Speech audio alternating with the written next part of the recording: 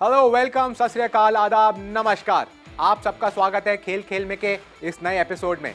मैं हूं आपका होस्ट और दोस्त सिद्धार्थ महान। इस शो में हम हर हफ्ते उन खबरों का विश्लेषण करते हैं जो इस तेज रफ्तार इंटरनेट की दुनिया में कहीं खो जाती हैं। खेल खेल में है आपका वन स्टॉप डेस्टिनेशन हफ्ते भर की टॉप स्पोर्ट्स हाइलाइट्स और एनालिसिस के लिए। चाहे क्रिकेट की नेल बाइटिंग फिनिशेस हों या शतरंज की चौंकाने वाली चालें, हम डालेंगे की मोमेंट्स और स्ट्रैटेजीज पर नजर। साथ ही साथ टॉप परफॉर्मर्स को भी हम सेलिब्रेट करेंगे। आपकी स्पोर्ट्स जर्नी की शुरुआत यहीं से होती है। तो चलिए नजर डालते हैं इस हफ्ते की टॉप स्पोर्ट्स स्टोरीज पर। रविचंद्रन अश्विन ने अंतर्राष्ट्रीय क्रिकेट में लिया संन्यास, लेकिन क्लब क्रिकेट और आईपीएल में खेल जारी रखेंगे। गाबा में बारिश और बुमराह की शानदार गेंदबाजी के चलते भारत ऑस्ट्रेलिया का तीसरा टेस्ट ड्रॉ। टॉप ऑर्डर का लगातार फ्लॉप शो जारी, रोहित शर्मा ने भी अपनी खराब फॉर्म को स्वीकारा। WTC फाइनल में क्वालिफाई करने के लिए भारत के लिए हालात हुए मुश्किल, अगले दोनों टेस्ट जीतना जरूरी। भारतीय महिला क्रिकेट टीम ने वेस्टइंडीज के खिलाफ T20 सीरीज 2-1 से जीती। स्मृति मंदाना का शानदार प्रदर्शन। डी गुकेश की बड़ी जीत के साथ 2024 भारत के शतरंज के लिए रहा ऐतिहासिक साल। टीबी जैसी गंभीर बीमारी के खिलाफ जागरूकता फैलाने के लिए राज्यसभा और लोकसभा सांसदों ने खेला क्रिकेट मैच। खेल की ताकत को किया उजागर। इंडिया और ऑस्ट्रेलिया के बीच चल रही टेस्ट सीरीज के थर्ड टेस्ट के आखिरी दिन Indian off spinner Ravichandran Ashwin ने सभी को चौंका दिया। उन्होंने प्रेस कॉन्फ्रेंस में आकर अपनी रिटायरमेंट अनाउंस की, जो सभी भारतीय क्रिकेट फैंस के लिए एक सरप्राइज था। उनके रिटायरमेंट की खबर से साथी प्लेयर्स भावुक नजर आए और उन्हें आगे के सफर के लिए बेस्ट विशेस दी।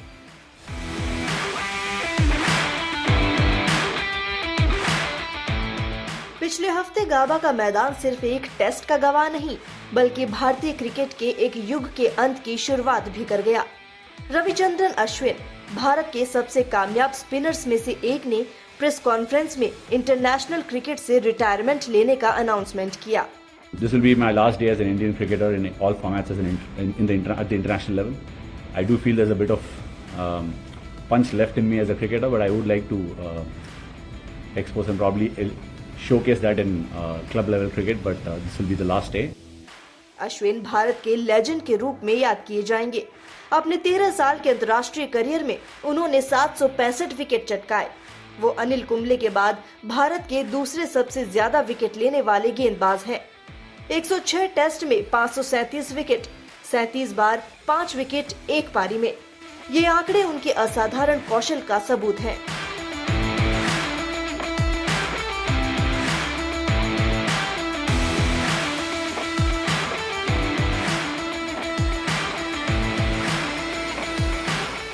अश्विन के रिटायरमेंट पर दुनिया भर से प्रतिक्रियाएं आ रही हैं।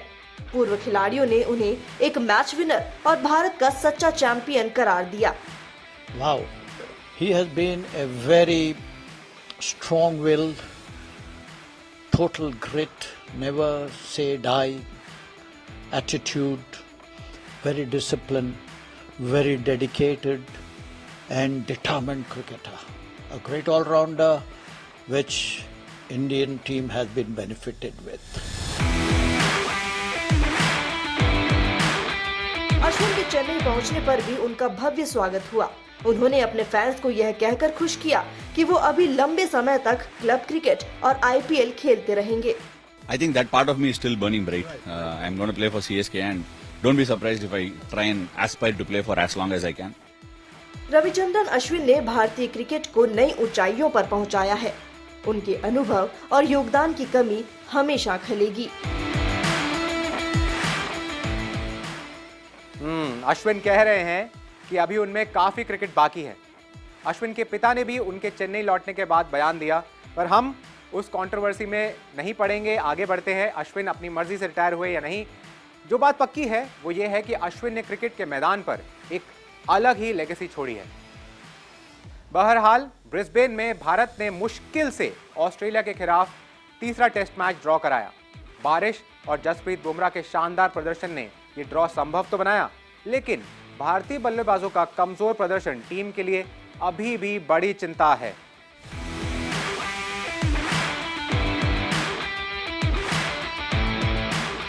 गावा टेस्ट के आखिरी दिन तक ऑस्ट्रेलिया का पलड़ा भारी रहा। भारत इस टेस्ट में पिछले दौरे की जीत की यादें लेकर उतरा था, लेकिन बल्लेबाजों के खराब प्रदर्शन के कारण चौथे दिन तक मैच बचाना मुश्किल लग रहा था। लेकिन बारिश ने टेस्ट को प्रभावित किया और 5वें दिन सिर्फ 22 ओवर का खेल ही संभव हो सका, जिससे ये टेस्ट मैच ड्रॉ हो गया। बारिश की मदद के बावजूद यह ड्रॉ तब संभव हुआ जब जसप्रीत बुमराह ने मैच में 9 विकेट लिए और आकाशदीप के साथ मिलकर आखिरी विकेट की अहम साझेदारी कर भारत को फॉलो ऑन से बचा लिया। बुमराह हर मैच के साथ खुद को भारतीय क्रिकेट के all time greatest fast bowlers में स्थापित कर रहे हैं। लेकिन भारत की बल्लेबाजी एक बार फिर उम्मीदों पर खरी नहीं उतरी। टॉप ऑर्डर का लगातार असफल होना टीम प्रबंधन के लिए बड़ी समस्या बनता जा रहा है। टीम अब मेलबोर्न पहुंच गई है और उम्मीद है कि इंडियन बैट्समैन नेट्स में जमकर पसीना बहाएंगे, क्योंकि अगर वे बुमराह का साथ नहीं देते हैं तो यह सीरीज जीतने का सपना टूट सकता है। तकलीफ ये नहीं है कि भारतीय बल्लेबाज फ्लॉप हो रहे हैं, बल्कि ये है कि वो अपनी गलतियों से सीख नहीं रहे हैं।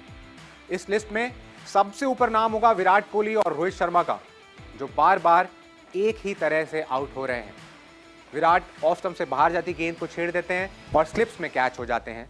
वहीं रोहित अपने फुटवर्क को लेकर अनिश्चित हैं और ज्यादातर बोल्ड हो रहे हैं। रोहित ने खुद भी माना कि उनके बल्लेबाजी फिलहाल अच्छी नहीं चल रही। I've not batted well. There's no harm in accepting that. But I know what's in my mind, how I'm preparing myself. All those boxes are very much ticked. Bharat के अगले 2 टेस्ट में जीत का दारोमदार बहुत हद तक रोहित और विराट के कंधों पर होगा। अगर उनका बल्ला चलेगा तो भारत सीरीज जीत के करीब होगा। अब WTC फाइनल्स के समीकरण कुछ ऐसे बन गए हैं कि भारत को मेलबर्न और उसके बाद सिडनी दोनों टेस्ट जीतने होंगे। अगर ऐसा हुआ तो भारतीय टीम अन्य टीमों के परिणाम की परवाह किए बिना WTC फाइनल के लिए क्वालिफाई कर जाएगी। पर अगर हम ऑस्ट्रेलिया से सीरीज हार जाते हैं तो हमें बाकी टीमों की तरफ मुंह ताकना पड़ेगा, जैसे श्रीलंका और पाकिस्तान, जो अपनी अगली सीरीज ऑस्ट्रेलिया और साउथ अफ्रीका के खिलाफ खेलेंगे। तब भारत को यही उम्मीद होगी कि साउथ अफ्रीका और ऑस्ट्रेलिया उनसे हार जाएं, ताकि हमारी टीम उनके स्थान पर WTC फाइनल्स के लिए क्वालिफाई कर सके। 19 दिसंबर को ICC ने एक अहम घोषणा की, जो इंडिया और पाकिस्तान के बीच चैंपियंस ट्रॉफी की मेजबानी को लेकर चल रहे डेडलॉक का समाधान बन गई। अब फरवरी और मार्च 2025 में होने वाली चैंपियंस ट्रॉफी हाइब्रिड मॉडल के तहत खेली जाएगी। होस्ट होगा पाकिस्तान, लेकिन इंडिया अपने मैच और नॉकआउट्स न्यूट्रल वेन्यू पर खेलेगा। जय शाह की अगुवाई में लिए गए इस फैसले का असर 2025 विमेंस क्रिकेट वर्ल्ड कप और 2026 मेंस T20 वर्ल्ड कप पर भी पड़ेगा। अब आने वाला समय बताएगा कि क्या ये नई व्यवस्था इंडिया पाकिस्तान के क्रिकेट रिलेशंस में एक नए अध्याय की शुरुआत करेगी। महिला क्रिकेट की बात करते हैं। ऑस्ट्रेलिया से वनडे सीरीज 3-0 से हारने के बाद भारतीय महिला टीम ने वेस्ट इंडीज के खिलाफ घर पर जोरदार वापसी की। 3 मैचों की T20 सीरीज में भारतीय टीम ने शानदार प्रदर्शन करते हुए 2-1 से जीत दर्ज की। कप्तान हरमनप्रीत कौर की गैर मौजूदगी में स्मृति मंधाना ने न सिर्फ कप्तानी का भार संभाला, बल्कि बल्ले से भी धमाल मचाया। सीरीज के पहले मैच में आसान जीत दर्ज करने के बाद भारत को दूसरे मुकाबले में हार का सामना करना पड़ा। कप्तान हरमनप्रीत कौर चोट के कारण सीरीज से बाहर हो गईं, तो स्मृति मंधाना को टीम की कमान सौंपी गई। स्मृति ने न सिर्फ टीम की बेहतरीन कप्तानी की, बल्कि तीनों मैचों में शानदार बल्लेबाजी करते हुए प्लेयर ऑफ द सीरीज का खिताब भी अपने नाम किया। तीसरे मैच में तो भारतीय टीम ने रिकॉर्ड्स की झड़ी लगा दी। भारत ने 217 पर 3 का स्कोर खड़ा किया, जो महिला T20 में उनका अब तक का सबसे बड़ा स्कोर है। स्मृति मंधाना ने लगातार तीसरा अर्धशतक लगाया, तो ऋचा घोष ने सिर्फ 21 गेंदों में T20 इतिहास का जॉइंट फास्टेस्ट अर्धशतक बनाया। जवाब में वेस्टइंडीज की टीम 157 रन ही बना पाई और भारत ने यह मुकाबला 60 रन से जीत लिया। राधा यादव ने 4 विकेट चटकाकर भारत को जीत दिलाने में अहम भूमिका निभाई। 2019 के बाद घर पर भारतीय महिला टीम की ये पहली बायलैटरल T20 सीरीज जीत है। अब टीम को वेस्टइंडीज के साथ 3 वनडे मुकाबले भी खेलने हैं और ये जीत निश्चित रूप से उनका कॉन्फिडेंस बढ़ा देगी। पिछले हफ्ते D Gukesh youngest world chess champion बने। लेकिन साल 2024 सिर्फ उनकी ही सफलता के लिए नहीं, बल्कि सभी भारतीय शतरंज टीमों के लिए एक ऐतिहासिक साल साबित हुआ है। हमारे खिलाड़ियों ने हर मोर्चे पर अपना दबदबा कायम किया। क्या इसे विशीज चिल्ड्रन का युग कहा जाए? आइए जानते हैं इस शानदार सफर के बारे में।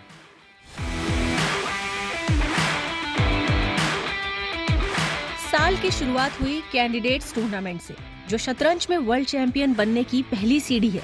इस मुश्किल टूर्नामेंट में भारत के 3 खिलाड़ी गुकेश, प्रज्ञानंदा और विदित गुजराती ने क्वालिफाई किया, जबकि महिलाओं के वर्ग में कोनेरू हम्पी और वैशाली रमेश बाबू ने भारत का नाम रोशन किया। और ऐसा लगा अगर प्रग आपको नहीं हराते तो विदित हराएंगे, अगर विदित नहीं तो अर्जुन, और अगर वो भी नहीं तो गुकेश आपके लिए तैयार बैठे हैं। इसके अलावा बुदापेस्ट में हुए चेस ओलंपियाड में भी भारतीय टीम ने पुरुष और महिला दोनों कैटेगरी में गोल्ड मेडल जीतकर अपनी ताकत दिखाई। गुकेश, अर्जुन, इरिगाइसी, दिव्या देशमुख और वंतिका अग्रवाल ने व्यक्तिगत गोल्ड भी अपने नाम किया, और ये सभी खिलाड़ी विश्वनाथन आनंद को अपनी इंस्पिरेशन मानते हैं। शायद इसीलिए रूसी शतरंज ग्रैंडमास्टर गैरी कैस्पारोव ने कहा कि गुकेश की जीत और ओलंपियाड में भारतीय टीम का दबदबा दिखाता है कि शतरंज अब अपने जन्म स्थान पर लौट आया है। ये वाकई विशीज चिल्ड्रन का युग है।